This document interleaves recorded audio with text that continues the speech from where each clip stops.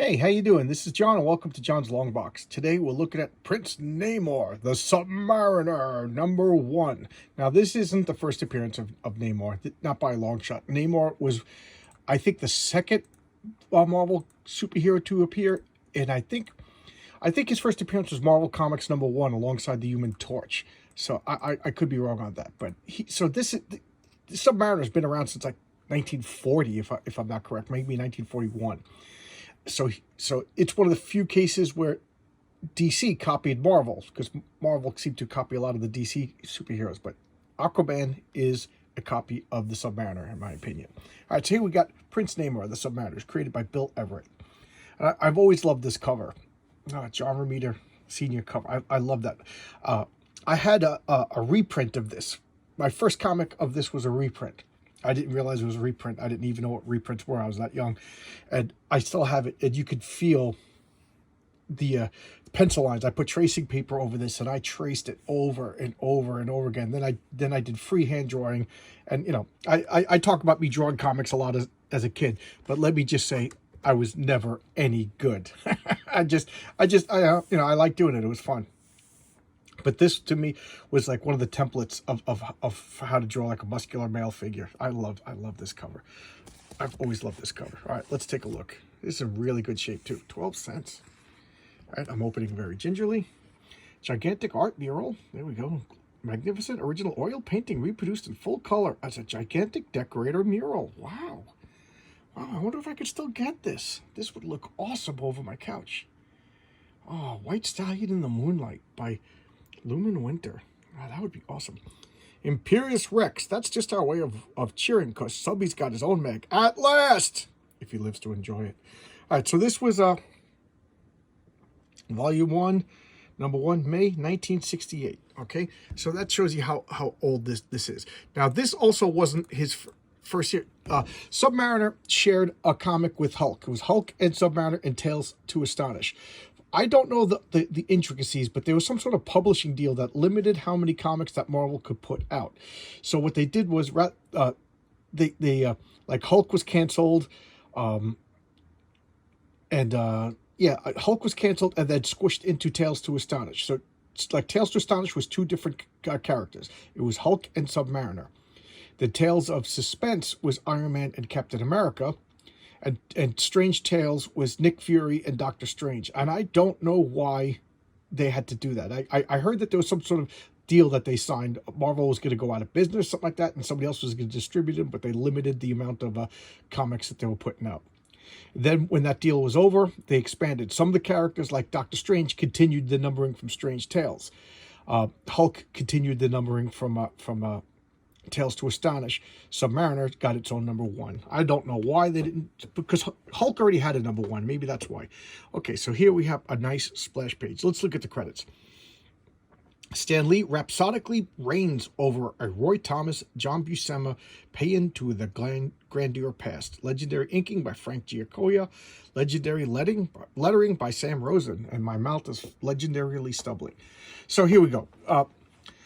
A lot of these stories were already written by Stan Lee and drawn by Jack Kirby. So this issue #1 is just like refreshing us, catching us up to speed to the past of the Submariner, because this is probably other people's first introduction to the character. So here we got this freak over here. Years of Glory, Day of Doom. Okay. I'm turning the page very gingerly. And what is he doing? He just defeated the Submariner in the last issue, as apparently he did in the already classic Iron Man and Submariner #1. This was a weird thing. Tales to Astonish got canceled, and then they did Submariner Iron Man #1. I think they continued. They had one more. Okay, I'm getting excited and I'm stumbling over my words. Let me say this. Calm down, take a breath, relax, live, laugh, love. All right. So what happened was, that publishing deal ended. So the split comics were no longer necessary. So they were able to branch out to their own comics. But they had one more of the Tales Astonish in the bag, ready to be published. So rather than just, they couldn't just make like a half of a comic. So they made Iron Man Submariner #1 to put that out. And then the next issue could be full size. Then they both got their first #1s. So that's just like a little bizarre little Marvel comic. You know, I got that too. I didn't even think about that, showcasing that, but I'm showcasing this. So this is a Destiny, and he's got this magic helmet that he found, and he just beat the crap out of the Submariner in Iron Man Submariner #1. So now Subby is trapped underneath all these rocks, and he's just probing his mind and thinking about his past. So he was Paul Destin, explorer at large, and now he's going back and he's thinking about, they were setting like bombs because they were breaking the ice, because they're walking on the frozen Arctic ice. Bombs are breaking up the ice, and what's it doing? It's messing up. The shock waves are messing up these peaceful Atlanteans, just, you know, trudging about at the bottom of the ocean, singing their ocean songs and being all, you know, fish people. And shock, I don't know if you know anything about, but if you throw like a bomb in the water, it's the hydrostatic shock is really bad underwater, so it's just messing them up. And now you can finish high school at home. Oh, all right. Maybe it's about time I finished high school. Okay, finish high school. So, Emperor Thakor, Emperor of the underwater race, he sends his daughter, Princess Fen, to go and, you know, because that's what you do. You're the emperor. Send your daughter to find out who's dropping bombs. Okay? So she jumps up onto the ship. Naturally, Atlanteans have a language all their own. Remind us to tell you about it sometimes. Sneaky Stan. So she jumps up onto the ship. The Oracle was the name of the ship that was you know, ice breaking, dropping bombs, and you know, they didn't know, they weren't bad guys. They didn't know that there was Atlanteans down there. So she jumps up. Thor Turak Vovala Kam Auto. Hold on there, sister. Holy cats! Look, we jumped aboard. So now they're like, hey, check this out. Oh, look, she has blue skin, pointed eyebrows. She talks her own language and no English. She popped up out of the sea, and she's immune to the cold. So that's another thing. The Atlanteans are well insulated. And she's like, the potion I carry enabled me to breathe for 5-hour intervals. So they thought of everything. So now, Leonard Mackenzie, and did they say his name right here? Okay, whatever. Later on night, the Oracle, however, so actually, it's not like she did blah, blah, blah, blah, blah, blah, blah. So, you may kiss the bride. Yes, Captain Mackenzie. So Captain Leonard Mackenzie marries Princess Fen, and, you know, that must have been fast, because what is this, 5 hours? In another one, they showed that, you know, time had passed. So, way ahead of you, and they get married, and they're going to have little Namor babies. Now, the Emperor doesn't like that Princess Fen, his daughter, is making lovey-dovey time with surface people, so he sends up like a commando squad to get them, and gets a little hectic. I think they killed everybody, right? And Captain Leonard Mackenzie was slain. So stop them. Whatever happens, don't let them take. So now he's just like, my daughter's returned, and she's all pissed off. The surfacemen in ignorance did menace to us, and one of them whom I did love. So there you go. He's playing underwater football. Yeah, like, you know, and he's invincible, so he's a mutant. He, you know, the Atlantean genes and the white Brooklyn, New Yorker genes combined, and they made this guy. So here he is underneath the rocks, just thinking about his childhood. So now he's attacking the surface world. Why? Oh, I must free soon suit while I draw breath. But so he's concentrating on the past. So he's attacking humanity, attacking U-boats. So now World War II happens, and he's sinking submarines. He's flying through the sky, smashing airplanes. Oh, I love these T-shirts. That's the original Captain Marvel costume. I love that. It's very Marvel Marching Society. Oh yeah, the MMMS. Okay. Free muscle course that could add 3 inches to your arms fast. Oh, cool. Dave Draper, Mr. America, Mr. Universe. Larry Scott, Mr. America, Mr. Universe. Freddie Ortiz. Oh, wow. Mr. Europe, Mr. Universe. Chuck Sipes. Oh, cool. Joe Wielder. Let's all become muscle guys. Guys, let's all send away for this. All right. So now he's just talking about battling all of the other there was rivals to the throne. He's the crown prince. He becomes the king. He's fighting off all the rebels. Same story as Wakanda. Same freaking story as Wakanda. You know, hidden city. You're the king. You're the prince. Your father dies. You're the prince. I mean, it's no special. Jack Kirby and Stan Lee kind of repeated themselves a lot. Same exact story. Instead of black skin, it's blue skin. And here he's all pissed off, so he's going up to the surface world again. And, you know, we got to find out what's going on. Though, you know, and he's a hothead. So he's pissed off. He's going to go up there and he's going to, you know, teach them a thing or two. And he goes, like, what's going on? He finds this cave and he goes to the cave. And then there's, look at this freak of nature. This is Destiny. He has the helm of Destiny and he beats the crap out of Submariner. He's got mental tricks. Submariner is rash. You know, he's very intelligent, but John Byrne famously tied up all of the inconsistencies in his personalities by saying he has some sort of like alien or Atlantean bipolar disorder. So if he spends, you know, he's a creature of both worlds. He's the surface world. He's the ocean world. So if he spends too much time underwater, he doesn't get enough oxygen to his brain, and he goes berserkowitz. He goes crazy. His personality turns evil. So he's got to go to the surface world, balances out, calms him. But if he spends too much time in the surface world, he not enough oxygen to his brain. He goes berserkowitz. He goes crazy. Personality. So he's got to balance back. And I thought that was just like perfectly logical explanation to why his personality is so vastly different. So because of that, even though he's very intelligent, even though he's a very capable leader, he gets brash and he does stupid things. So this is the perfect time for him. Oh, Destiny rather. His name is Paul Destin, but his villain name is Destiny. It's a good time to take out Submariner because he's tricking with him mentally. He's sending illusions, and what a punch. I've always loved that punch. So speaks Namor, Prince of the Blood. Boom.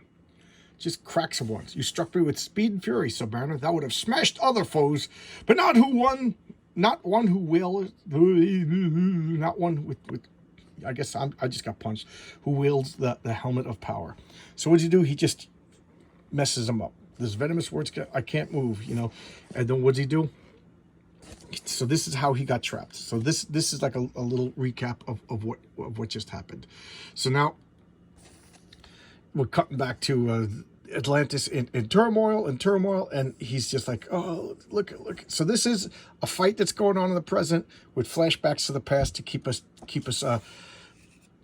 up to date. And what does he do? He sends him. He's mind controlling him to fly. Submariner's got little wings on his feet, and so this is explaining what happened to the Submariner.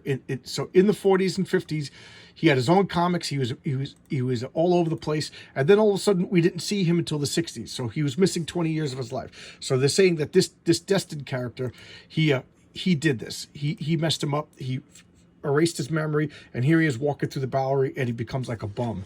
And this is him. For 20 years, he just wanders around begging, and there he is. And then this actually happened. I forget which issue. Was it Fantastic Four number 4 or 5? But one of the early Fantastic Fours. He finds this bum. And everybody's like, this bum beats everybody in arm wrestles. And look, he's just happened to reading Submariner comic when he finds Submariner. Because that's the way coincidences are in the comics. He's like, look at this bum. And he starts flinging him off. And Johnny Storm befriends him and shaves him. And you're the Submariner. The Submariner. So he throws him in the water. And that stops this memory block that Destiny placed upon him. And what does he do? He attacks New York. Why?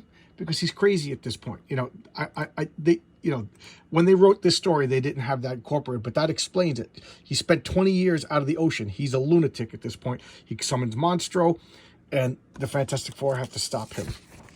So here we go, Monstro, this whale beast, and fights. You know, Monstro shoots water at the Human Torch. He stretches the thing, and what does Ben Grimm do? This always bothered me. I always felt bad for poor Monster. He climbs inside of him with the bomb and blows up the beast. Poor Monster was just doing what he was told to do, and you know, Submariner is a lunatic. He's fighting them all, beats the crap out of them all. Too skinny, get taller, flame on, and then they drop him in the ocean. And what do?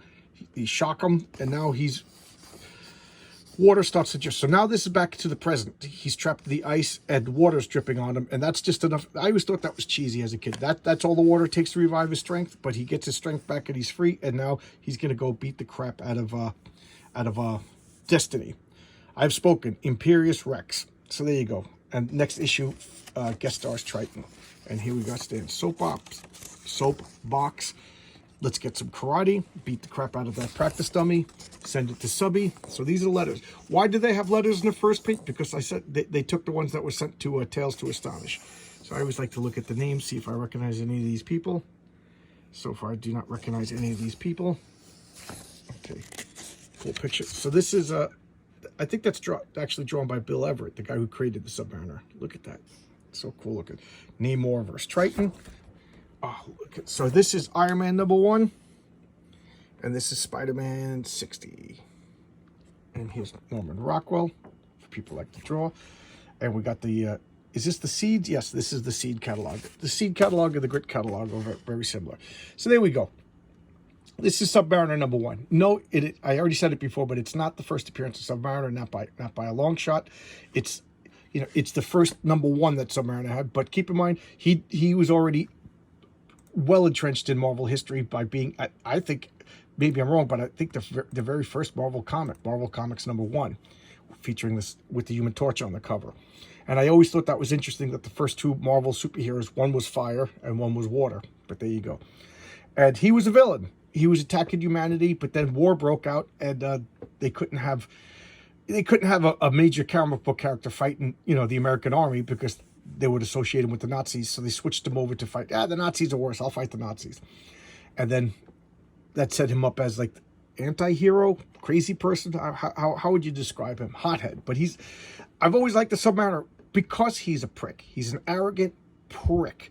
And he's always been a jerk. He's always been like fighting and, you know, arrogant and brash, you know, grabbing the girls and making out with them. You know, he's just that kind of a lovable jerk, you know, just total macho. He is toxic masculinity, a term that I just think is ridiculous. But, you know, that's the Submariner for you. Now, he's not Aztec. He's not Mayan. He doesn't say Namor. You know, he speaks like a bastardized Latin. Even the Atlanteans are of European descent. They worship Neptune. So there you go. It's a European-inspired culture that was, you know, no different than Wakanda. It's a hidden city, which is why I think it's a good mix to have Namor versus Black Panther in the new movie, even though there's no major character in that movie. But you know, it's the supporting cast, the movie Wakanda Forever. But there you go. All right. So I just wanted to talk about Submariner because I think it's topical because of the movie that's coming out, and it just burns me that that's not Namor. I don't know who that character is. Yeah, to me, I actually think it's kind of cool to have like a submerged Mayan civilization and like a Mayan Aztec. I don't know what it is, like, you know, Central American, indigenous Indian inspired villain. That's kind of cool, but it's not Namor. You know, they should have just called him Quetzalcoatl, or I'm sure there's a Central American godlike being that they could have named him after, but whatever.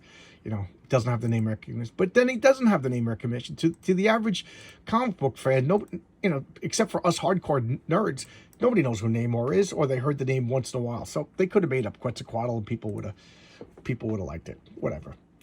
I think it's just lazy to just, you know, gender swap, race swap characters for representation purposes. You know, especially when there's perfectly suitable, cool characters, beloved characters of whatever group you're trying to represent. But I'm a grouchy old man. What do you want from me? All right, so that's my video for today. See you guys tomorrow. And remember, my live chat is on the 16th at 7:30, the day before Thanksgiving. All right, see you guys then. Bye-bye.